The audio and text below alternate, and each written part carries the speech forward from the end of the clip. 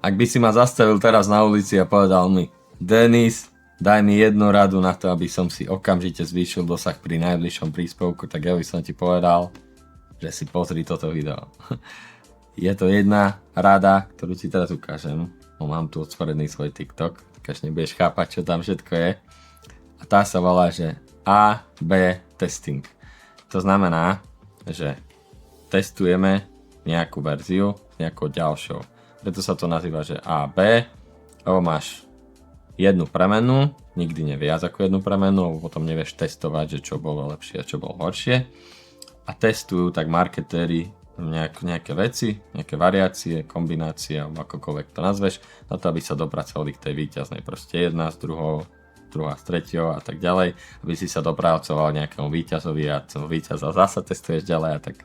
Proste nebudeme rozoberať nejaké komplikované marketingové stratégie, ale to, čo máš ty testovať na sociálnych sieťach, je to, čo ti najviac môže zvýšiť dosah. Ak ma poznáš a sleduješ videá, tak vieš, že možno za 50 alebo 60% úspechu, tvojho úspechu na sociálnych sieťach dosahu vo videách je práve hook. To, ako ovládneš ten úvod, tie prvé stotiny alebo prvé sekundy. Takže keď máš niečo testovať, tak to je práve hook.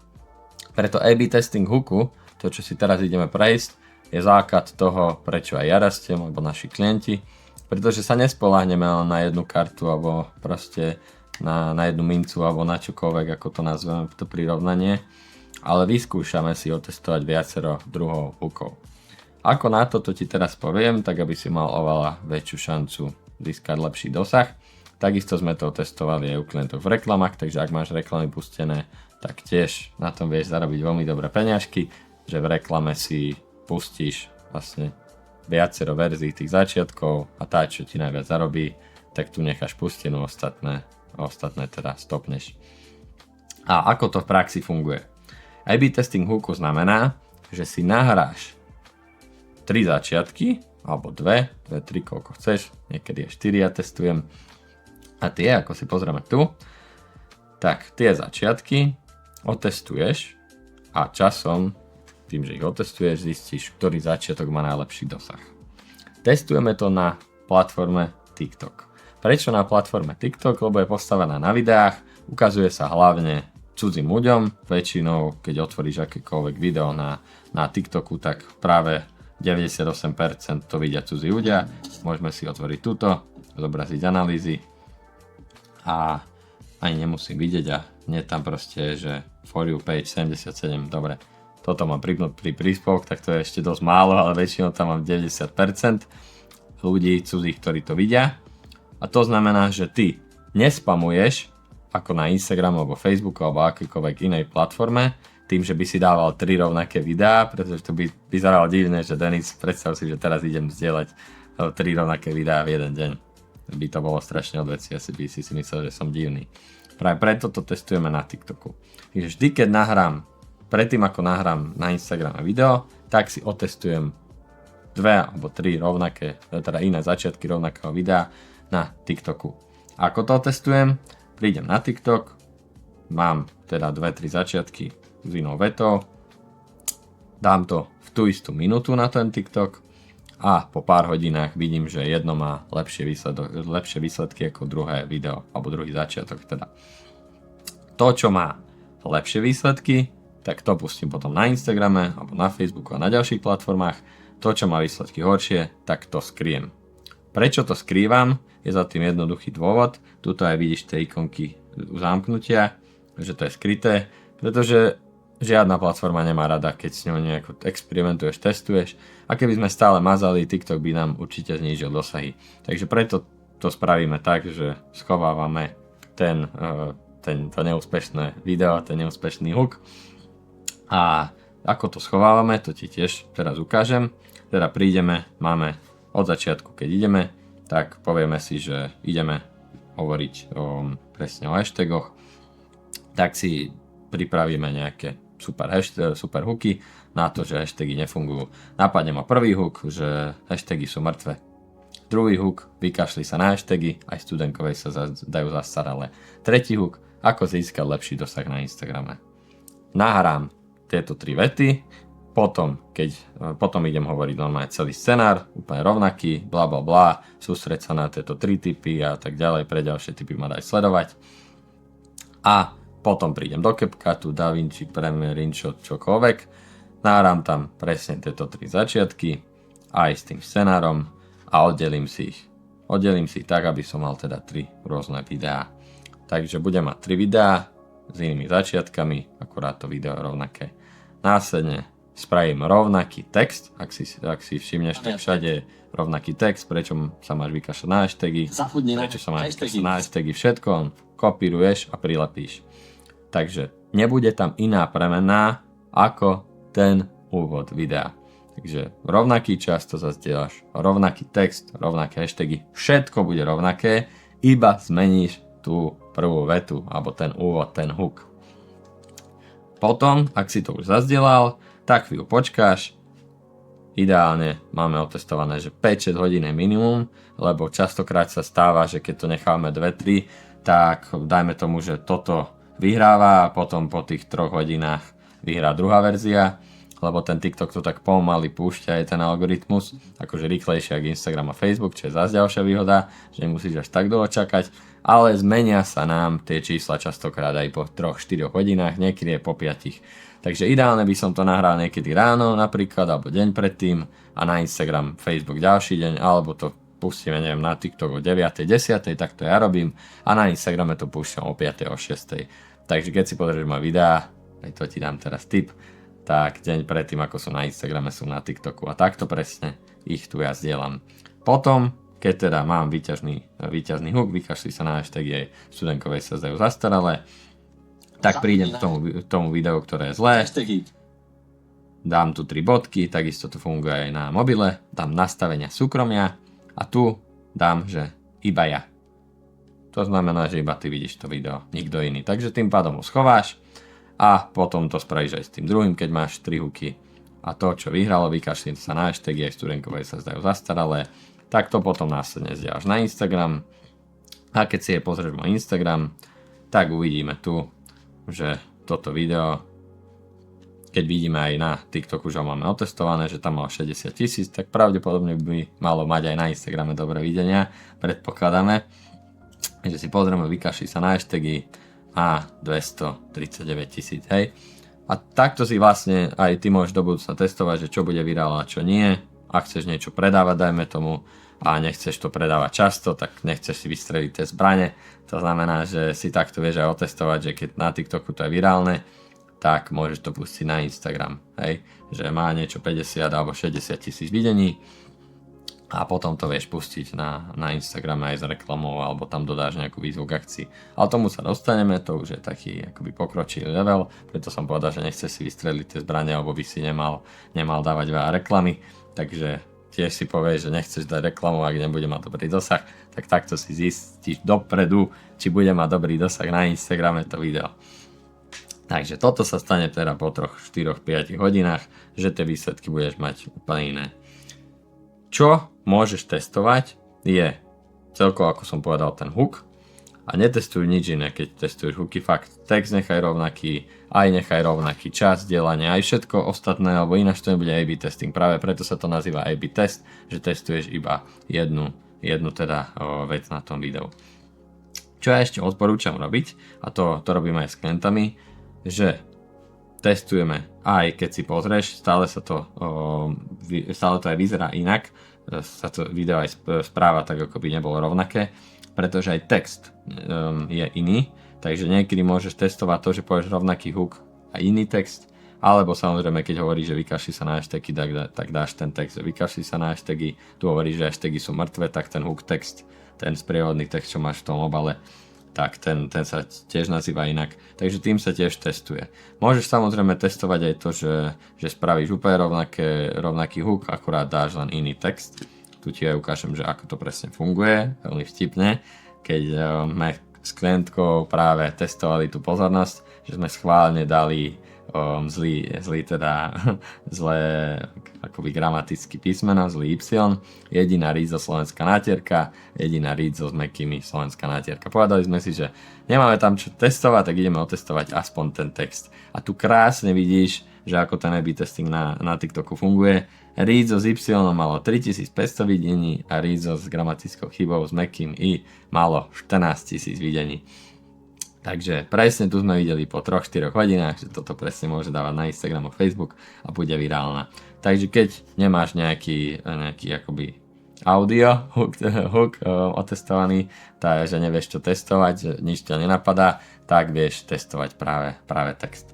Ďalšia nejaká možnosť alebo postup, ako by som ja určite postupoval pri tvorení tých verzií hookov je ten, že skús otestovať teda pozitívny versus negatívny. Napríklad, že toto je jediná video, ktoré chceš vidieť na to, aby si bol virálny. To spravíš jeden hook a druhý nikdy nebudeš virálny, ak si nepozrieš toto video. A obe otestuj pozitívnu a negatívnu emóciu. Prečo? Bo super je testovať aj emócie. To si potom povieme, že keď aj točíš niečo, tak je dobrý hack povedať dvakrát vetu s úplne inou tonalitou, že raz to povieš rázne, potom to povieš vtipne alebo niečo. A tým pádom tiež testuješ rôzne variácie, potom si to budeš počúvať pri strihaní a zistíš, že ten vtipná tonalita sa na túto vetu hodí viac. A rovnako tak to platí aj tu, že pozitívny alebo negatívny, alebo stručný text, stručný hook a dlhý hook, hej. A tu máš 3 typy na lepšie strihanie videa, neviem. A povieš zasa dlhý hook, že ak chceš lepšie strihať videa, musíš si pozrieť toto video. Takže aj to otestuješ a máš úplne akoby protiklady. Preto testuj nie rovnaké veci, ale úplne protiklady, lebo máš väčšiu šancu, že niečo sa bude ako vymykať tomu priemeru. Lebo veľakrát sa nám stáva, nie vždy sa nám stane, že sú úplne iné tie výsledky. V poslednom videu to teraz vidíš, že tuto to má 1340 a tuto to má 904. Čo bude možno aj tvoja otázka, keďže keď sú podobné tie výsledky, ja neviem, že fakt, že sa líšia na pár stovkách videní, tak ktoré mám dať, akože z mojej skúsenosti stále daj to, čo má lepší dosah.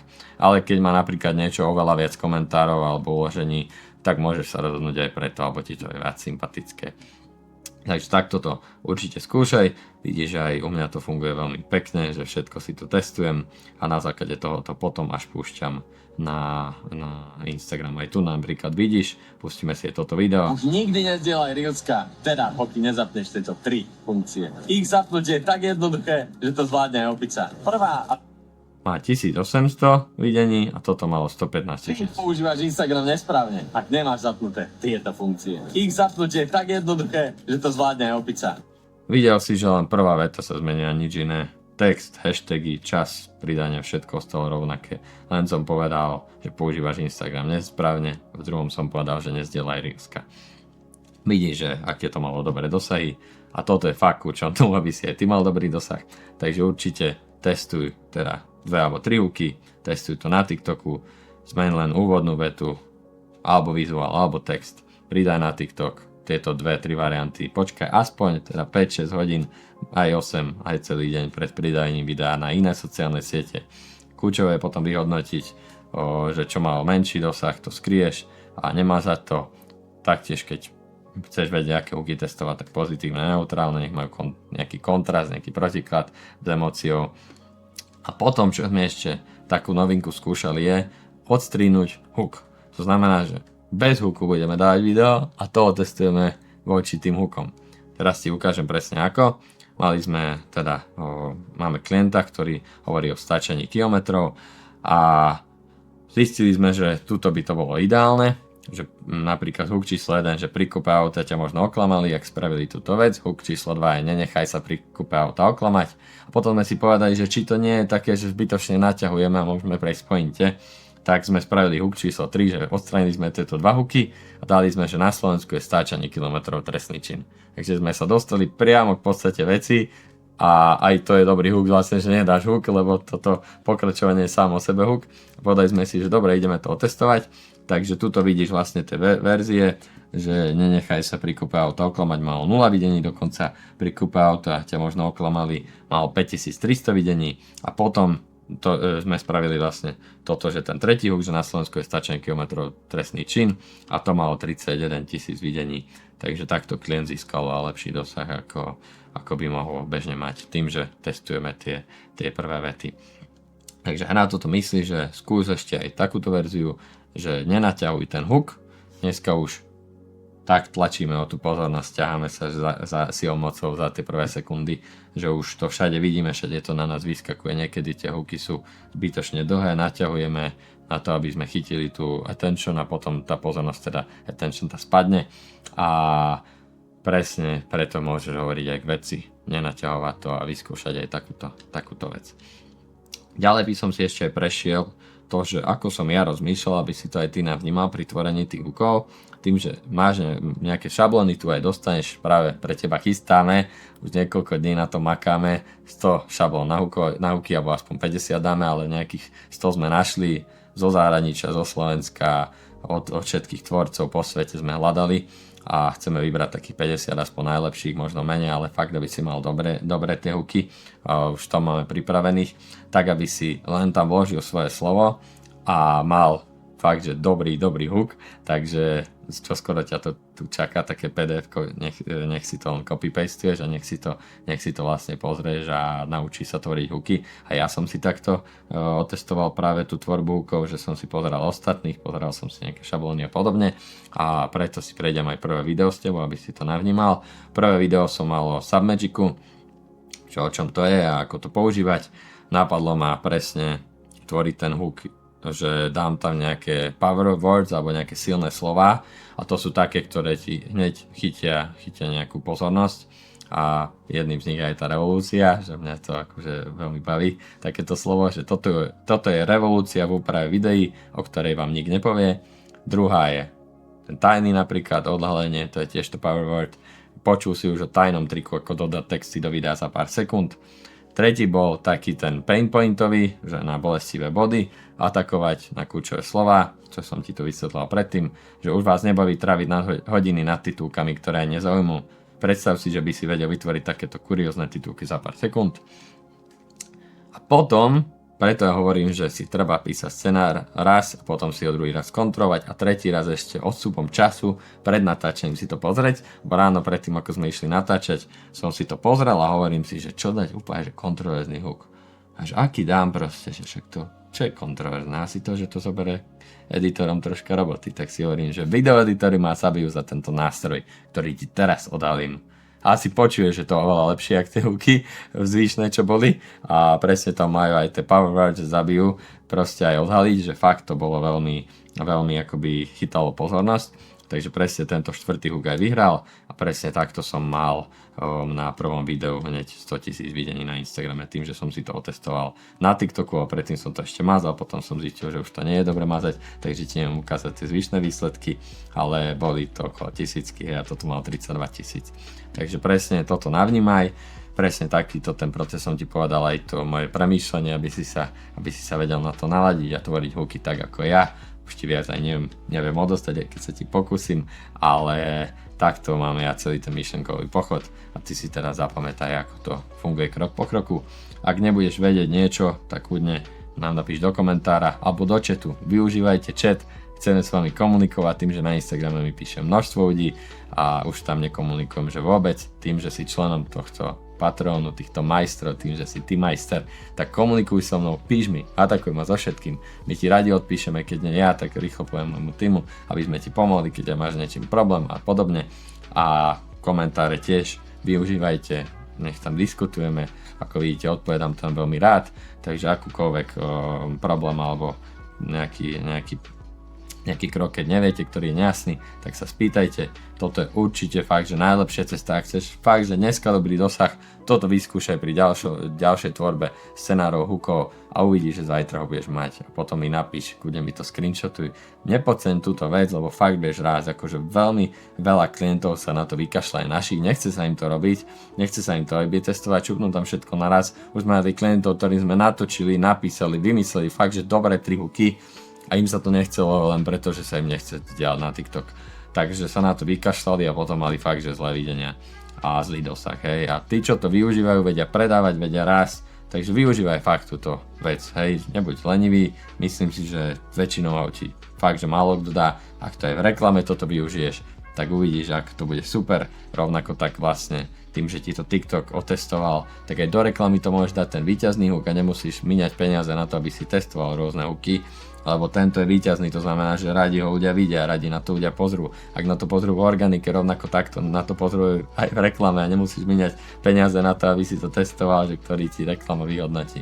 Takže ozaj toto nepodceň, keď mám ti dať jednu vec, ktorá ti fakt už len pár krokmi zvýši dosah, tak to je táto A/B testing hooku.